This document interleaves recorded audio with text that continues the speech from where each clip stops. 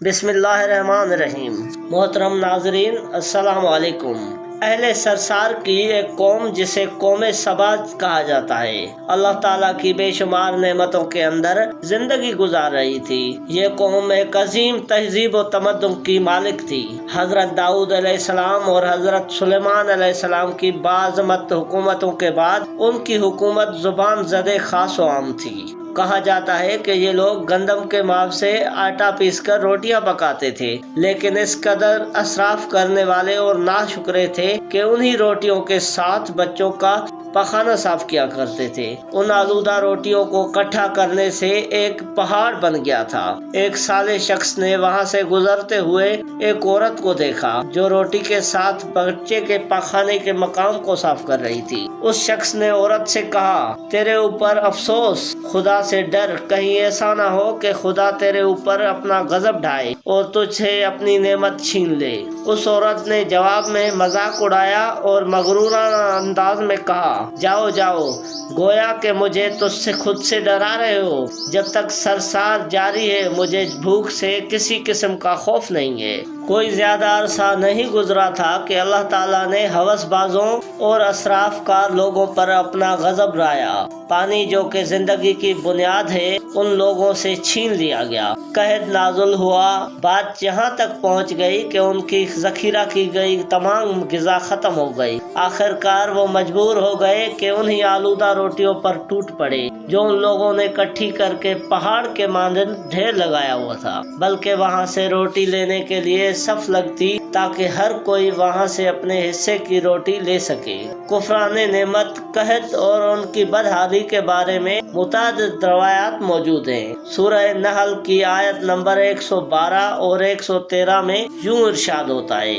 اور اللہ نے اس قریہ کی بھی مثال بیان کی ہے جو محفوظ اور مطمئن تھا۔ اس کا رزق ہر طرف سے باقاعدہ آ رہا تھا، لیکن اس قریہ کے رہنے والوں نے اللہ کی نعمتوں کا انکار کیا تو خدا نے انہیں بھوک اور پیاس کا مزہ چکھایا، صرف ان کے ان اعمال کی بنا پر جو انجام دے رہے تھے، اور یقیناً ان کے پاس رسول آیا تو انہوں نے اس کی تکویر کر دی تو پھر ان تک عذاب آ پہنچا کہ یہ سب ظلم کرنے والے تھے۔ اسی قوم سبا کے بارے میں ایک اور واقعہ بیان ہوتا ہے کہ ان لوگوں نے اپنی زراعت کو بہتر طور پر کاشت کرنے کے لیے پانی ذخیرہ کرنے کی خاطر بلک کے دو پہاڑوں کے درمیان ایک بہت بڑا بند تعمیر کیا ہوا تھا۔ سوراخ اور دوسرے پہاڑوں سے گزرا ہوا پانی اس بند میں آ کر وافر مقدار میں جمع ہو جاتا۔ قوم سبا نے اس پانی سے صحیح طور پر استفادہ کرتے ہوئے وسیع و عریض اور بہت سے خوبصورت باغات لگائے اور کھیتی باڑی کو رونق بخشی۔ ان باغات کے درختوں کی شاخیں اس قدر پھلوں سے لدی ہوئی تھی، کہتے ہیں کہ اگر کوئی شخص سر پر ٹوکری رکھ کر ان کے نیچے سے گزرتا تو پھل خود بخود ٹوکری میں گرنا شروع ہو جاتے اور قلیل مدت میں ٹوکری تازہ پھلوں سے بھر جاتی۔ ان قوم کے کئی دیہات اور قریے تھے جو آپس میں جڑے ہوئے تھے، لیکن نعمتوں کی کثرتوں نے انہیں شکر کرنے کے بجائے سرمست اور غافل کر دیا تھا، یہاں تک کہ ان کے درمیان بہت بڑا طبقاتی نظام وجود میں آ چکا تھا۔ ان میں سے صاحب اقتدار لوگوں نے کمزور اور ضعیف لوگوں کا خون چوسنا شروع کر دیا، یہاں تک کہ ان لوگوں نے خدا سے ایک احمقانہ التماس کیا جس کا ذکر سورہ سبا کی آیت نمبر 19 میں ملتا ہے۔ انہوں نے کہا، خدایا ہمارے سفروں کے درمیان فاصلہ زیادہ کر دے۔ انہوں نے اللہ تعالیٰ سے یہ التماس اس لیے کیا تاکہ غریبوں اور بے نوا لوگ عمدہ اور سرور لوگوں کے ہمراہ سفر نہ کریں۔ ان کی خواہش یہ تھی کہ آبادیوں کے درمیان خشکی ہو اور فاصلہ بہت زیادہ ہو تاکہ تہی دست اور کم آمدنی والے لوگ ان کی طرح سفر نہ کر سکیں۔ اللہ تعالیٰ نے ان مغرور پیٹ کے پجاریوں پر اپنا غضب نازل کیا۔ بعض تاریخ کے مطابق ان مغرور لوگوں کی آنکھوں سے صحرائی چوہوں نے ماغرق نامی بند کی دیواروں پر حملہ کر کے انہیں اندر سے کھوکھلا کر دیا۔ ادھر سے بارشیں زیادہ ہوئیں جن کی وجہ سے سیلاب آ گیا، اور اس بند میں پانی بہت زیادہ اکٹھا ہونے کی وجہ سے اچانک دیوار ٹوٹ گئی۔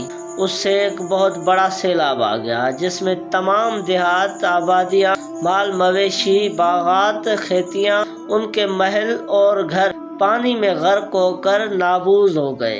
ان کے باغات اور زراعت میں سے صرف کچھ پیلو اور پیری کے درخت اور کچھ جھاڑیاں بچی تھی۔ خوش الحان پرندے وہاں سے کوچ کر گئے، جبکہ الوؤں اور کبوں نے قوم سبا کی کھنڈرات میں اپنے گھونسلے بنا دیے تھے۔